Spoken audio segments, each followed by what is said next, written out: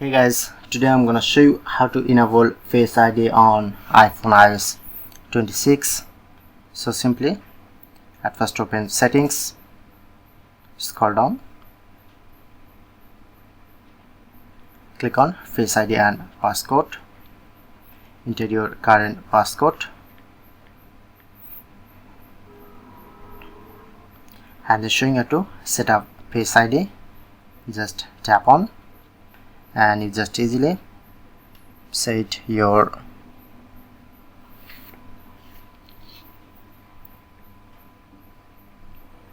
just move your face.